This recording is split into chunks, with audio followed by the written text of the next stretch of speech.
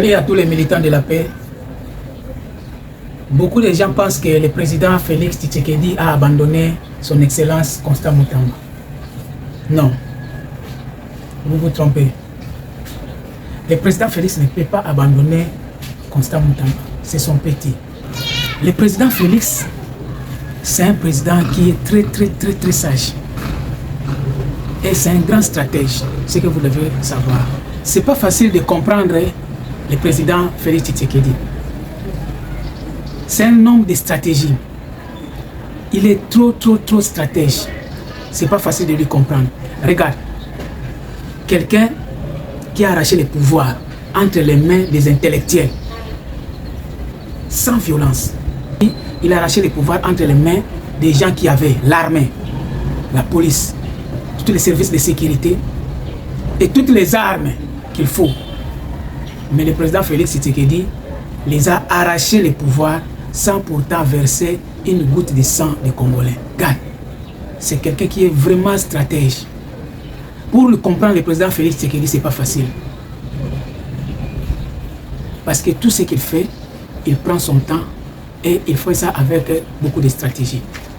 Le président Félix Tshisekedi a pu anéantir les seigneurs de guerre, le pouvoir du Rwanda, le pouvoir de Kigali, le seigneur de guerre, mais il a pu anéantir cet homme et le mettre par terre, sans pourtant utiliser des armes. Le président Félix, c'est un homme de stratégie.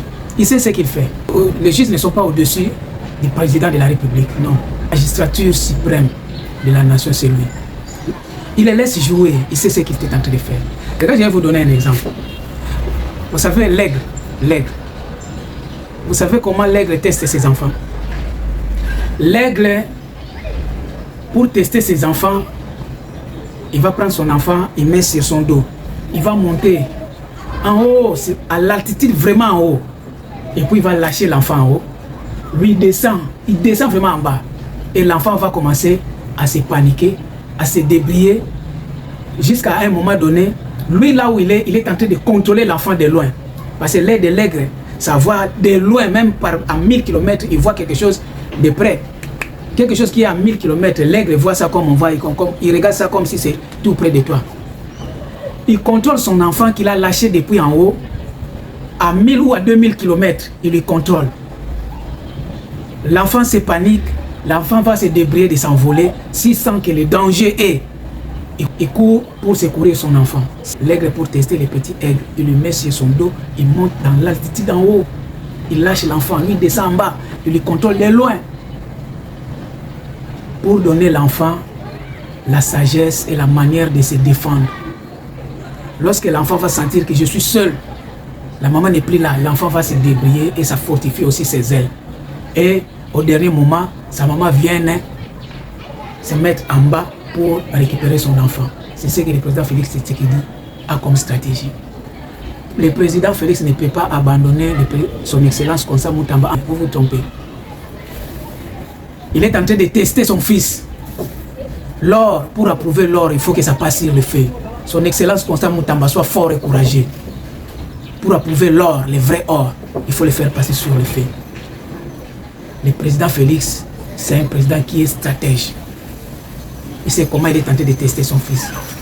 Parce que quand il ne sera pas là, il sera affronté à des preuves plus graves.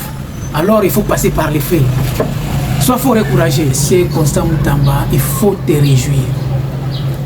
Tu as un bon père, un formateur.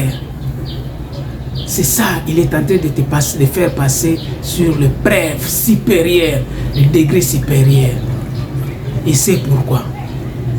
Il ne t'a pas abandonné. Il ne t'a pas abandonné. Il sait pourquoi il t'a laissé sur cette preuve. C'est lui le dernier mot de la nation, le garant de la nation. Les juges ne sont pas au-dessus du président. Au-dessus des juges, il y en a encore. Mais la magistrature suprême de la République, c'est lui. Je vais vous donner encore un autre exemple. Il y avait un père, il était chasseur. Il a vu grandir son enfant.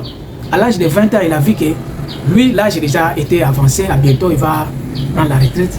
Alors, il faut que son fils puisse le remplacer. Alors, ce dernier a décidé de tester son fils si réellement il est mûr.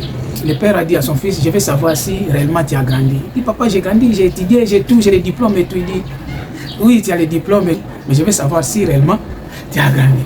Il dit à son fils, bon, on va jouer au cache-cache. Et l'enfant a dit, oh papa, si c'est ça seulement, je vais te battre. Parce que j'ai toutes les stratégies. Il dit, ok, il n'y a pas de problème. Le petit est parti se cacher.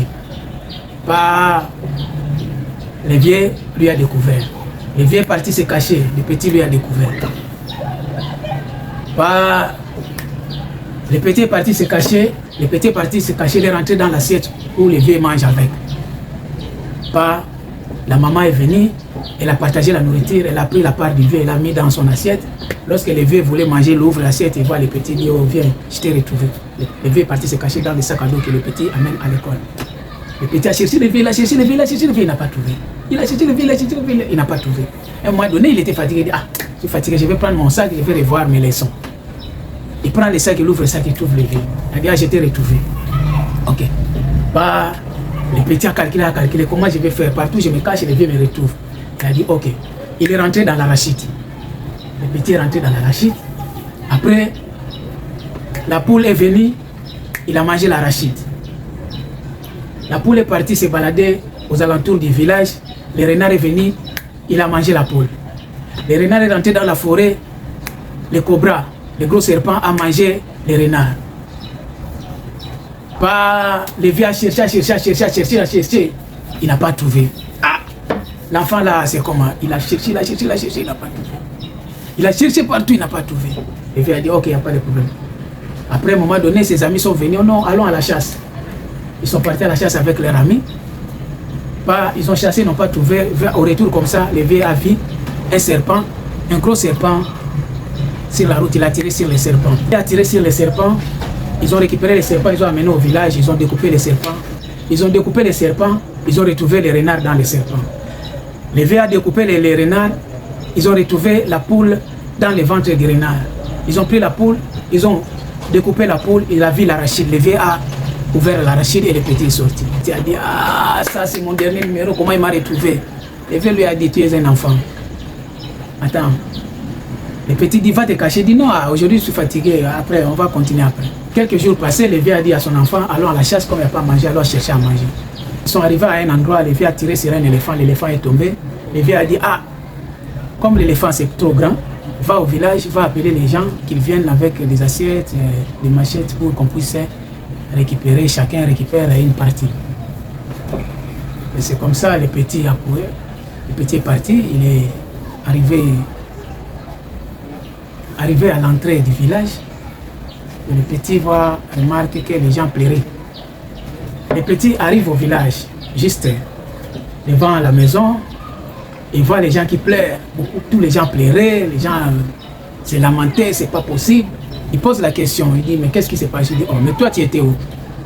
Il dit, moi je suis parti à la forêt avec les papas. Il dit, non, mais ton père est décédé.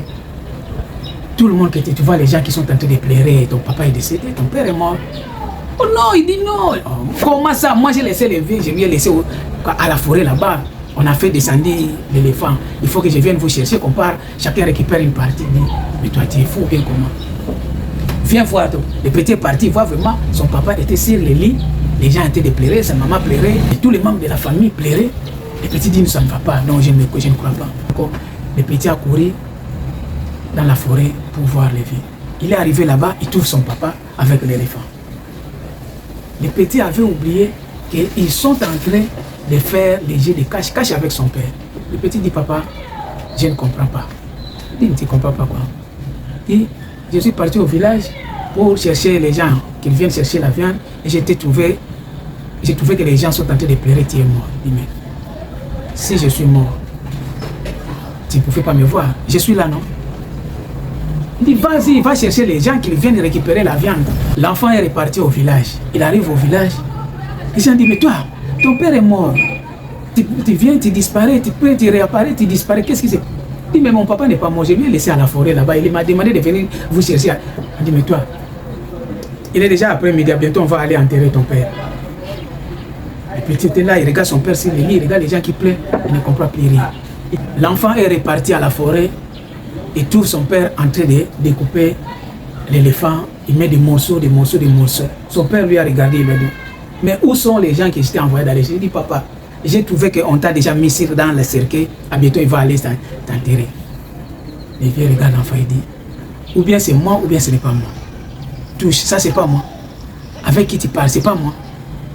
Je te dis, va chercher les gens, de venir chercher. Regarde, j'ai déjà découpé, sinon la viande va se gâter. On doit amener la viande au village.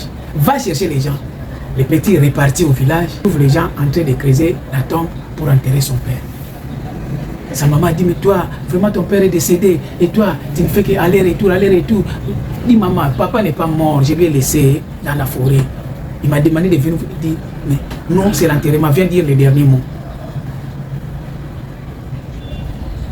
Les petits étaient là, ils ne comprenaient plus, les petits ont commencé à pleurer.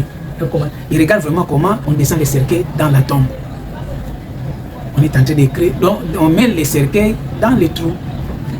Ils ont commencé à remplir les sacs. Commencé à remplir. Les petits ont commencé à pleurer amèrement. Il n'a pas pu supporter voir comment ils sont en train d'enterrer son père. Il est reparti à la forêt. Dès qu'il est reparti à la forêt, arrivé là-bas, son père n'est pas là. Les petits ont commencé encore à pleurer encore. Il roulait par terre. Il retourne au village, juste à l'entrée du village, son père lui a salué. Tu viens nous. Il papa, mais... Le vieux lui a dit, n'est-ce pas, on fait les cache-cache. Le vieux lui a dit, c'est le jeu du cache-cache, il ne faut pas pleurer. Il n'y a pas l'éléphant, il n'y a pas le cercueil, il n'y a rien, il n'y a pas la mort. C'est jouer au cache-cache. Le président Félix sait ce qu'il est en train de faire. Il ne peut pas abandonner son excellence Constant Moutamba. Le président Faty ne peut pas abandonner son excellence Constant Moutamba. C'est ce qu'il est en train de faire. C'est un président qui est vraiment stratège. Il est en train d'essayer son fils comme on essaie l'or sur le feu. C'est lui le dernier mot de la République. Quelqu'un qui a pu mettre par terre le seigneur de la guerre, le pouvoir du Rwanda, sans pourtant utiliser les armes, sans pourtant verser le sang. Il a pu maîtriser le seigneur de la guerre. Il a arraché le pouvoir entre les mains des guerriers, des intellectuels, des gens qui ont toutes les armes du monde. Mais il les a arraché le pouvoir rien qu'à travers la conversation. Ne vous y trompez pas, il sait ce qu'il fait.